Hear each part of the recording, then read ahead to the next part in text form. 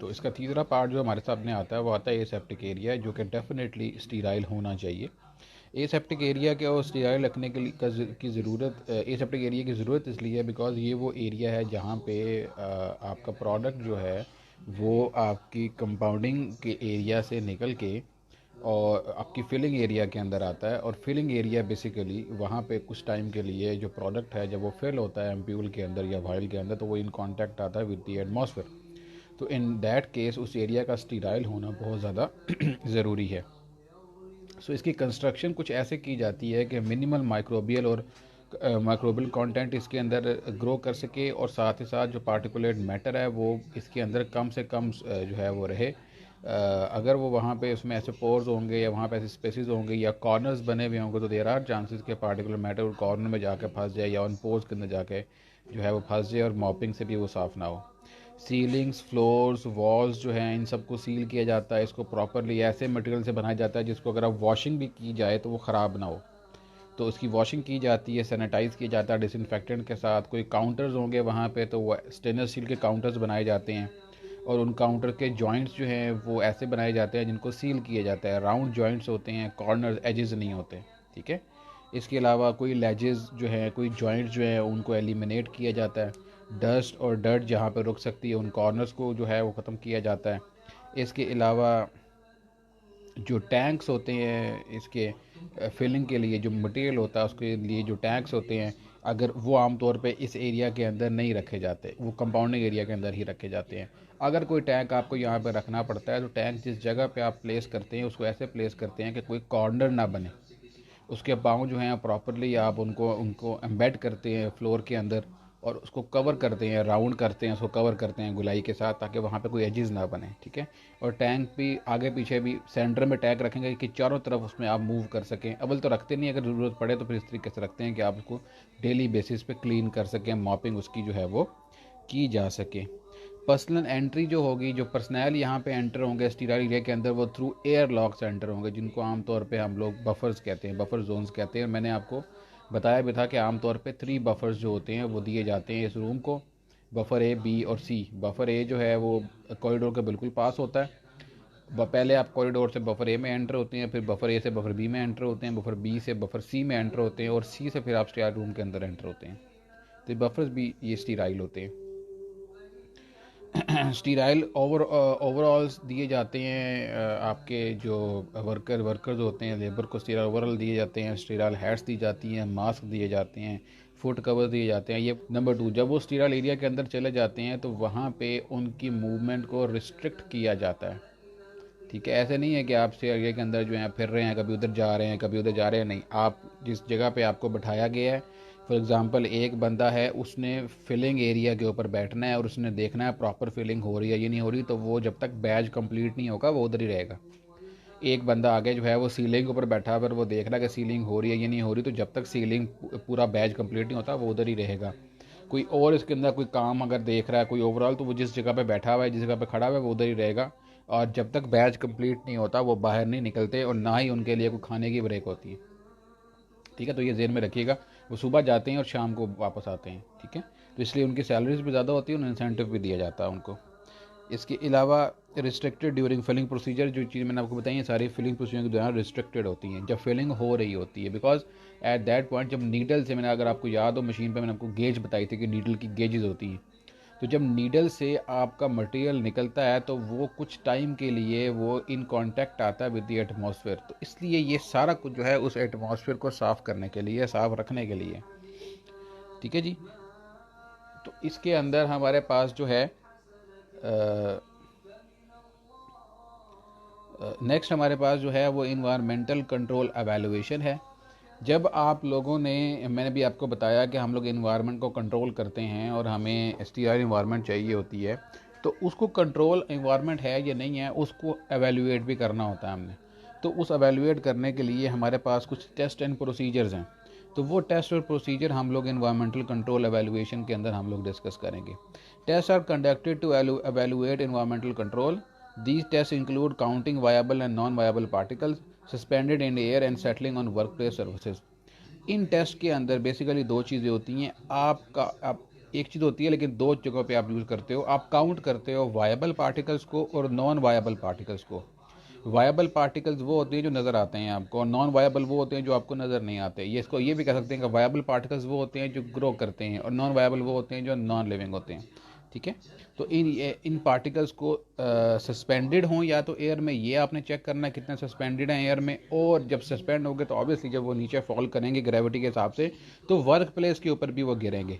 ठीक है, तो आपने एयर में कितने हैं वो भी आपने देखना है, और वर्क प्लेस के ऊपर कितने सेटल्ड हुए हैं वो भी आपने देखना है। A baseline count is determined by average multiplying count with facility in operating under control condition. तो बेसलाइन काउंट एक ले लेते हैं। ठीक है, ये बेसलाइन काउंट जो है ये हम लोग लेते हैं बाय एवरेजिंग मल्टीपल काउंट्स। आप मल्टीपल टाइम पे रीडिंग्स ले लेते हो और उसकी एवरेज निकाल लेते हो। ठीक है, और ये तब किया जाता है, बेसलाइन पे भी ले लेते हैं। उसके बाद हम जब हमारा प्रोसेस स्टार्ट होता है, मशीनें चलती हैं, मैंने आपको बताया था जब मशीन चलती है तो उस वक्त क्या होता है कि पार्टिकल्स उड़ते हैं, तो तब भी लिया जाता है, और उसकी फिर डिफरेंट टाइम स्पैन पे रीडिंग लेने के बाद उसकी एवरेज लिया जाता है। During the subsequent monitoring programme test results are followed carefully for high individual counts. और आपने एक मैक्सिमम लिमिट जो मैंने आपको कल बताई थी यूएसपी और वीपी की, जो यूएसपी और यूरोपीय यूनियन की जो लिमिट है, वो लिमिट आपकी मैक्सिमम लिमिट होती है वो। तो आपने वो लिमिट जो है उसको आपने सामने रखना होता है, और आप बार बार काउंट नोट करते हो। जैसे ही काउंट उसके ऊपर जाएगा आपका प्रोसीजर जो है वो अब जीएमपी फॉलो नहीं कर रहा, तो इसलिए हमें उसको फॉलो करवाने के लिए आपको उस जो टॉप है 3500 या 35,000 की जो भी लिमिट है उसके अंदर रहना होता है आपने। ठीक है, और ऐसे सिस्टम बनाए जाते हैं कि जैसे ही काउंट एक्सीड होगा तो अलार्म बज जाएगा। ठीक है, तो ये बहुत ज़्यादा ज़रूरी है, क्योंकि काउंट एक्सीड होने का मतलब क्या है, जैसे काउंट एक्सीड होगा पार्टिकल हवा में ज़्यादा हो गए हैं, चांसेस बढ़ गए हैं कि ये पार्टिकल एम्प्यूल के अंदर जा सकता है फिलिंग के दौरान। तो इसको सामने रखने के लिए कुछ टेस्ट हैं। Measuring particle in a volume of sampled air और measuring particle that settle on the pressure surface. ये दो चीज़ मैं पहले आपको बता चुका हूँ। हम लोग फिर टेस्ट परफॉर्म करते हैं। पहला टेस्ट, एक टेस्ट ये होता है कि जी पार्टिकल्स इन द एयर कितने हैं उनको मेजर करना, और दूसरा टेस्ट ये होता है कि पार्टिकल सरफेस के ऊपर कितने गिरे हुए हैं उसको मेजर करना। अब पहला अगर हम देख लें कि सैंपल्ड एयर के अंदर कितने पार्टिकल्स हैं, तो उसके लिए हम लोग इलेक्ट्रॉनिक पार्टिकल काउंटर्स यूज़ करते हैं। ठीक है, एयर के अंदर कितने पार्टिकल्स हैं, हम उसके लिए इलेक्ट्रॉनिक पार्टिकल काउंटर जो है उसको यूज़ करते हैं। इसका प्रिंसिपल कुछ यूँ है कि measure light scattered from particles at they pass through the cell of the optical system. तो एयर को सक किया जाता है, उसको किसी सिस्टम के अंदर से गुजारा जाता है, और उस पर लाइट फेंकी जाती है। जितनी लाइट डिफ्लेक्ट होगी उतने पार्टिकल्स ज़्यादा होंगे। ठीक है, इसे आपको फिर काउंट किया जाता है। This system also describe the size distribution based on magnitude of the scattered light. Size distribution भी आपको बताएगा, जितना पार्टिकल बड़ा होगा उतनी ज़्यादा लाइट स्कैटर होगी, जितना पार्टिकल छोटा होगा उतनी कम लाइट स्कैटर होगी। तो इससे पार्टिकल साइज भी आपको मिल जाता है। लेकिन आपको ये नहीं बता सकता कि पार्टिकल लिविंग है या नॉन लिविंग है। ठीक है, वायबल है या नॉन वायबल है, ये आपको सिर्फ ये टेस्ट नहीं बताएगा। पार्टिकल आपको काउंट कर देगा, ठीक है, उसका साइज़ भी बता देगा, लेकिन आपको ये नहीं बताएगा जो पार्टिकल उसने काउंट किया उसमें लिविंग कितने थे और नॉन लिविंग कितने थे। ये यहाँ पे इसलिए इंपॉर्टेंट है क्योंकि जो नॉन लिविंग है अगर वो 100 काउंट किया तो वो 100 ही रहेंगे, लेकिन अगर लिविंग है वो 100 थे तो वो 100 नहीं रहेंगे, वो फिर मल्टीप्लाई एक्सपोनेंशियली। आपको पता है कि बैक्टीरिया जो है बाइनरी फ्यूजन के, बाइनरी रिप्रोडक्शन के थ्रू वो क्या कहते हैं एक्सपोनेंशियली वो ग्रो करता है। ठीक है, तो ये इसका एक डिसएडवांटेज है कि आपको ये वायबल और नॉन वायबल में फ़र्क नहीं बता सकता ये test. The need to control the level of microorganism in the environment is also necessary to detect viable particles। अब environment के अंदर कितने particles हैं उसको कैलकुलेट करने के लिए ये बहुत ज़्यादा ज़रूरी है कि हमें ये भी पता हो कि हमारे environment के अंदर viable particles जो हैं वो कितने हैं। बेटा ना करो, viable particles कितने हैं, तो fewer in number than non viable only detectable SCFU colony forming units के तौर पे viable particles को हम लोग नोट करते हैं after incubation period at 30 to 35 degree centigrade for 48 hours. तो जो हमारे पास वायबल पार्टिकल को नोट करना उसका एक ही तरीका है, उनको आप नोट करते हो एज कॉलोनी फॉर्मिंग यूनिट या SCFUs। तो इसके लिए आपको पता है कि हम लोग क्या करते हैं कि हम लोग एगर प्लेट्स जो है वो बनाते हैं। सैंपल जो है उसमें मल्टीपल वेज है, मैं आपको बताता हूँ कि हम ये कैसे काउंट करते हैं। Location for sampling, plan to reveal potential contamination level, for example filling of dispense container requiring monitoring. अब आपने सैंपल कहाँ कहाँ से लेना है, ठीक है, जो कॉलोनी फॉर्मिंग यूनिट्स हैं वो अभी हमारे पास आगे वो आएगा, वहाँ मैं आपको बताऊँगा कि हम कैसे फाइंड करते हैं। मीनवाइल पहले मैं आपको ये बताता हूँ कि जी हमने सैंपल लेना कहाँ कहाँ से, किस जगह से हमने लोकेशन फॉर सैम्पलिंग जो है वो करनी है। ठीक है, फॉर एग्ज़ाम्पल हमें उन एरियाज़ के अंदर पता होना चाहिए जहाँ पे हमारे पास पोटेंशियल सोर्स ऑफ कंटेमिनेशन ज़्यादा है। For example filling of dispensing containers, जहाँ पे आपका एम्प्यूल फिल हो रहा है, जिसके नीडल के थ्रू फिल हो रहा है, इस जगह के ऊपर बहुत ज़्यादा चांसेस होते हैं कंटेमिनेशन के, तो यहाँ से आपको सैंपल लेना है, नंबर 1। इसके अलावा गाउनिंग रूम, जहाँ पे गाउन पहन रहे हैं, वहाँ पे चांसेस होंगे कि गाउन जो पहना है वो हो सकता है स्टीराइल ना हो, और वो आप अंदर लेके चलेंगे, इन्वायरमेंट जो है वो ख़राब हो गई है। हाई ट्रैफिक साइट्स, दरवाज़ा जहाँ से बार बार खुलना है अंदर बाहर आपने, तो वैसे तो हम लोग मूव नहीं करते, लेकिन समटाइम मूव करना पड़ता है हमें। ठीक है, तो वो जो मूवमेंट के जोन्स हैं वहाँ पे हम लोग करेंगे। इसके अलावा फिलिंग एरिया मैंने आपको बता दिया। फिर जहाँ पे सम टाइम इंडस्ट्री के अंदर हम लोग क्या करते हैं कि हम लोग कन्वेयर लाइंस जो हैं वो एक कमरे से दूसरे कमरे में लेके जाते हैं छोटा सुराख करके। वो जो आप एक कमरे से दूसरे कमरे में लेके जाएंगे by small hole in it, तो उस होल की जगह पे भी ऑब्वियसली दूसरा कमरा स्टीराइल नहीं है। इस कमरे में जो स्टीराइल है उसके अंदर प्रेशर ज़्यादा है, तो उस पर्टिकुलर होल में से हवा जो है वो हाई प्रेशर जोन से लो प्रेशर जोन की तरफ जाएगी, इसलिए वो वहाँ से जो नॉन स्टीराइल है वो इस हाई प्रेशर जोन के अंदर नहीं आ सकती। लेकिन इवन देन चांसेस तो हैं, मूवमेंट हो सकती है, मेरे कुछ हाथ निकाल लिया बीच में से, तो इसलिए चांसेस हो सकते हैं वहाँ पर कंटेमिनेशन के, तो वहाँ पर भी आप लोग सैंपल जो है वो वहाँ से आप विड्रॉ करेंगे। नेक्स्ट है ये सैंपल साइज। सैंपल साइज कितना होना चाहिए? सैंपल साइज जो है it should be large enough to obtain meaningful particle count. इतना ज़्यादा सैंपल साइज होना चाहिए कि मीनिंगफुल काउंट आपको मिल सके। ठीक है, site where it count expected to be low, sample size should be increase. जहाँ पे आपको लगता है कि आपका रिजल्ट कम आएगा या आपको लगता है कि यहाँ पे पार्टिकल कम आएंगे, वहाँ पे ज़्यादा सैंपल साइज लें, वहाँ पे ज़्यादा एयर को लें। ठीक है, या वहाँ पे ज़्यादा आपने मॉपिंग या स्वैपिंग करनी है वो करें जहाँ पे आपको लगता है कम पार्टिकल्स आएंगे। ठीक है, sample should be at least 30 cubic feet और मोर। ठीक है, तो 30 क्यूबिक फीट वॉल्यूम या इससे ज़्यादा का एयर सैंपल, कम से कम 30 क्यूबिक फीट हो। ठीक है, 30 क्यूबिक फीट का मतलब है सैंपल के 30 feet in width, 30 feet in height and 30 feet in length.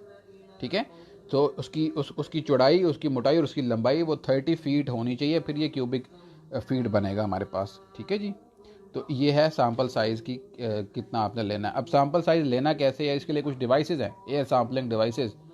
पहली डिवाइस जो है वो कहलाती है slit to agar sample. Slit to agar sampler. Slit to agar sampler जो है ये ऐसी डिवाइस होती है जो इन्वायरमेंट से एयर को ड्रॉ करती है।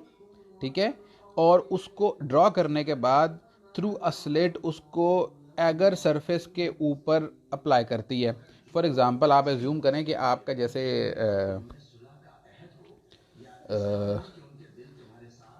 जो बड़ी टॉर्च लाइट आती थी, अगर आपको याद हो, ये आपकी वो डिवाइस है।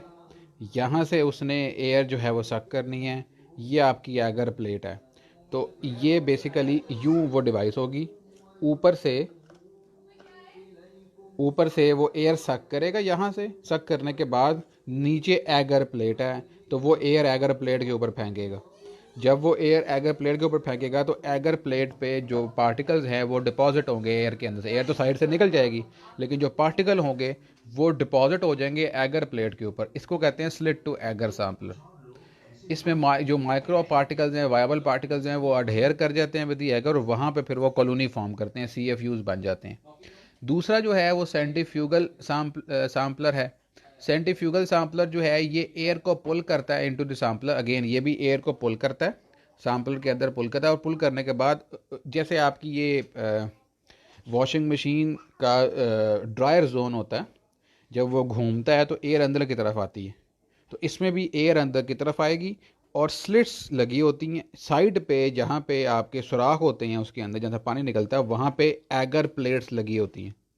तो जब एयर अंदर आती है वो एगर प्लेट पे गिरती है, और एगर प्लेट से एयर साइड से निकल जाती है, और उस पर आपका पार्टिकल डिपॉजिट हो जाते हैं। ये सेंट्रीफ्यूगल सैम्पलर कहलाते हैं। ठीक है, तो इन दो तरीके से आप एयर जो है उसको आप आप एयर का सैंपल जो है वो ले लेते हैं, और सैंपल लेने के बाद उसको फिर आप उसको वायबल काउंट या नॉन वायबल, इस केस में वायबल काउंट जो है वो आप फिर कैलकुलेट करते हैं बाय जो आपकी एगल प्लेट्स होती हैं उनको निकाल के आप इंक्यूबेट करते हैं, और इंक्यूबेट करने के बाद आपको फिर आप काउंट कर लेते हैं कि कॉलोनीज कितनी बनी है। ठीक है जी। इसके अलावा हमारे पास जो है वो नेक्स्ट जो है वो माइक्रोबायोलॉजिकल सैम्पलिंग है। इसी के अंदर consist of exposure of nutrient agar sample, ये एक और मेथड भी है। इसमें आप क्या करते हो कि आप एगर प्लेट्स जो हैं वो बनाते हो पैटे डिश के अंदर, ठीक है, स्टीराइल इन्वायरमेंट में बनाते हो, उसके बाद उसको आप क्लोज करके कैरी करते हो, उस रूम में जाते हो जहाँ पे आपने जो स्टीराइल रूम है आपका, और जगह जगह जाके उन एगर प्लेट्स को आप ओपन करके तो प्लेस कर देते हो। ठीक है, जगह जगह आप उन एगर प्लेट्स को प्लेस करते हो। अगेन एरियाज़ वही होते हैं जहाँ पे कंटेमिनेशन के चांसेस ज़्यादा होते हैं। सोर्स ऑफ कंटेमिनेशन जहाँ पे ज़्यादा होगा ऑब्वियसली वहाँ पे आपको आपको इनको एक्सपोज करना है। ठीक है, इसमें उन्होंने कहा है कि setting plate should be expose in class 100 areas for entire fill. ये एक और होता है कि जी इंटायर फिल का मतलब है आमतौर पे 7 to 8 आवर्स का प्रोसीजर होता है फिलिंग का। हम लोग एक बैच जो बनाते हैं ना उसका साइज ऐसा रखते हैं कि 7 to 8 आवर्स तक वो पूरा हो जाए। तो वो कहते हैं जी ड्यूरिंग दी प्रोसीजर आप वहाँ पे जो पोटेंशियल सोर्स ऑफ कंटेमिनेशन का एरियाज हैं वहाँ पे एगर प्लेट्स को ओपन करके रखें क्लास 100 के अंदर, और जब प्रोसीजर ख़त्म हो उनको जाके इंक्यूबेट करें, ताकि आपको पता लगे थ्रू आउट द प्रोसीजर वहाँ पे कंटेमिनेशन के चांसेस थे या कितने कंटेमिनेशन हुई है। Excessive dehydration of the agar media should be avoided. वो ऐसी जगहों पर प्लेस नहीं करना है जहाँ पे तेज़ हवा आ रही हो। अगर लेमिना फ्लोर के नीचे रख देंगे तो वहाँ पे तेज़ हवा आ रही होगी, और वो तेज़ हवा एगर को जो है वो ड्राई कर देगी, और ड्राई एगर में फिर ग्रोथ नहीं आती। ठीक है जी। ये जो मैंने आपको 7 to 8 आवर्स बताया, ये दो साइंटिस्ट थे वाइट एंड नीवन, इन्होंने ये सजेस्ट किया था। लेकिन जो यूरोपियन यूनियन या जीएमपी गाइडलाइंस हैं वो हैं कि एटलीस्ट 4 आवर्स तक आपने ये ड्यूरिंग द प्रोसीजर या प्रोसीजर करने से पहले आपने एटलीस्ट 4 आवर्स तक आपने अपने प्लेट्स को एक्सपोज करना है। इस पे जब प्लेट्स एक्सपोज होती हैं तो फिर वो क्योंकि एयर तो खुद ही मूव कर रही है ना कोई पार्टिकल गिरे जाता है इस पे आके। ठीक है, इसलिए ज़्यादा टाइम चाहिए होता है कि हमें पता लगे कितने पार्टिकल उस एयर के अंदर वहाँ पे थे। ठीक है, एक और इसी में एक ये तो आपने देखा ना पैट्री डिश के अंदर आ रहा है। ठीक है, इसी तरीके से एक और प्लेट होती है वो कहलाती है रॉडेक प्लेट। कौन सी? RODAC, RODAC plate. RODAC plate जो है ये भी माइक्रो ऑर्गेनिज्म को डिटरमिन करती है। इसके अंदर भी एगर न्यूट्रिएंट प्लेट होती है, और इरेगुलर सरफेसेस के ऊपर इसको आप नोट इरेगुलर सरफेसेस के ऊपर से कैलकुलेट करने के लिए रॉडेक प्लेट को हम लोग जो है वो यूज़ करते हैं। तो इसके अंदर होता कुछ ये है, इसके अंदर से ये एगर प्लेट है आपकी। ठीक है, आम तौर पे हमारे पास जो पैट्री डिश होती है उसके अंदर हम एगर डालते हैं। ठीक है, फॉर एग्जांपल ये जैसे ये है तो इसके अंदर ये सामान पड़ा हुआ है, ये बाहर एगर ये बाहर होता है। लेकिन अगर ये है आपकी पैट्री डिश जिसमें एगर रखा है आपने, अगर ऐसे ना हो, रादर आपकी पैट्री डिश जो है ये यहाँ से ये क्लोज है, ठीक है, इसके बाहर की तरफ ऐसे उभरा हुआ लगा हो आपका एगर न्यूट्रिएंट, बाहर की तरफ एगर न्यूट्रिएंट लगा हो, जैसे वो आपके शूज़ साफ़ करने के लिए फोम आते हैं, या जैसे आपका ये वाइट बोर्ड साफ़ करने वाला आपका डस्टर होता है उसके बाहर लगा होता है। ठीक है, तो उसको आप पकड़ के आपने अपने बॉडी के ऊपर से, अपने गाउन के ऊपर से, या अनइवन सरफेस के ऊपर से सैंपल लेना है तो वो बाहर की तरफ अगर लगा होता है उससे फिर सैंपल लेते हैं। ऐसी प्लेट को रॉडेक प्लेट कहते हैं।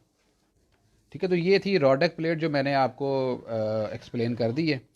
इसके अंदर जो माइक्रोबियल एवेलुएशन एंड क्लासिफिकेशन, इसमें further discussion of propose viable particles test method and count to be, ये अगर आप पढ़ना चाहते हैं तो USB के अंदर ये सेक्शन है 1116, ये लिख लें आप अपने पास।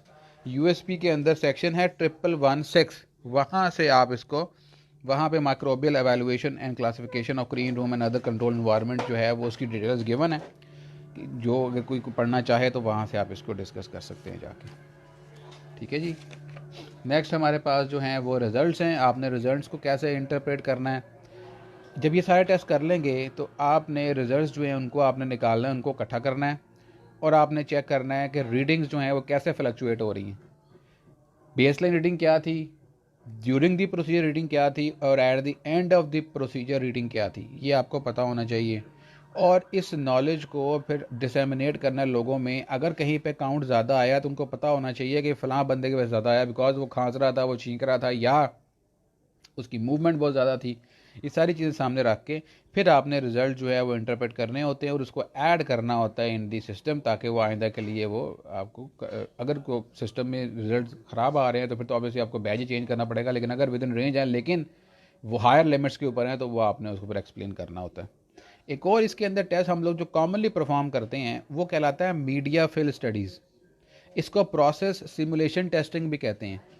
ये जो मीडिया फिल स्टडीज़ या प्रोसेस सिमुलेशन टेस्टिंग है बेसिकली, इसमें पहले आपको एक्सप्लेन करूँ छोटी सी चीज़ कि हम अपना प्रोसीजर करने से पहले, अब जब रूम आपने स्टीराइल कर लिया तो उसी रूम में आप एक ब्रॉथ मीडिया लेते हो जो कि कल्चर मीडिया होता है।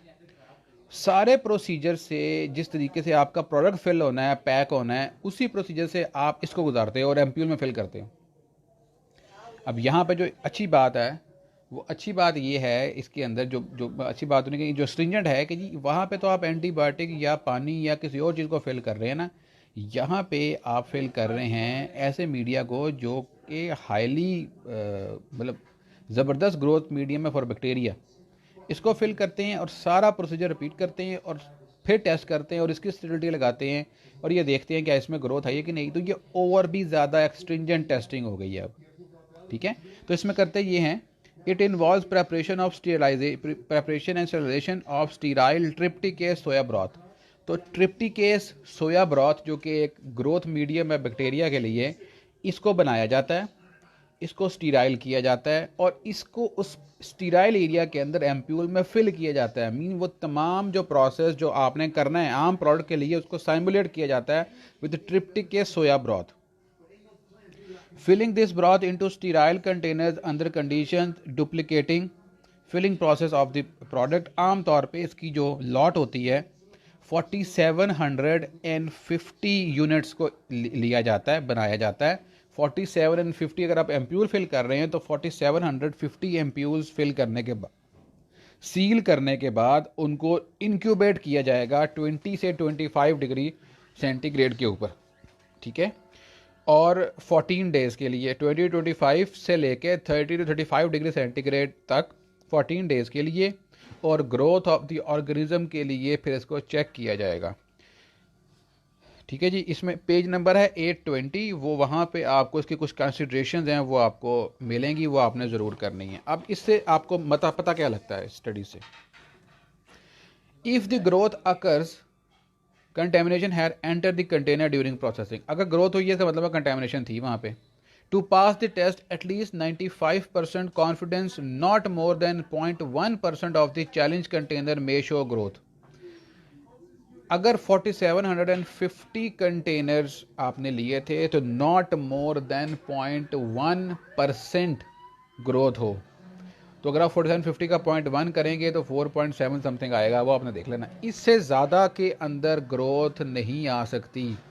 अगर इससे ज़्यादा के अंदर ग्रोथ आई तो इसका मतलब ये है कि आपका जो एरिया है वो स्टीराइल नहीं है, उन लिमिट्स के ऊपर नहीं है जिन लिमिट्स में आपने स्टीराइल प्रिपरेशन को फिल करना है। ये टेस्ट बहुत ज़्यादा स्ट्रिक्ट टेस्ट है, बहुत एस्ट्रिंजेंट टेस्ट है, लेकिन ये बगैर आप कभी भी स्टीराइल की फिलिंग, स्टीराइल प्रिपरेशन की फिलिंग या पार्ट की फिलिंग आप नहीं करते, ठीक है जी।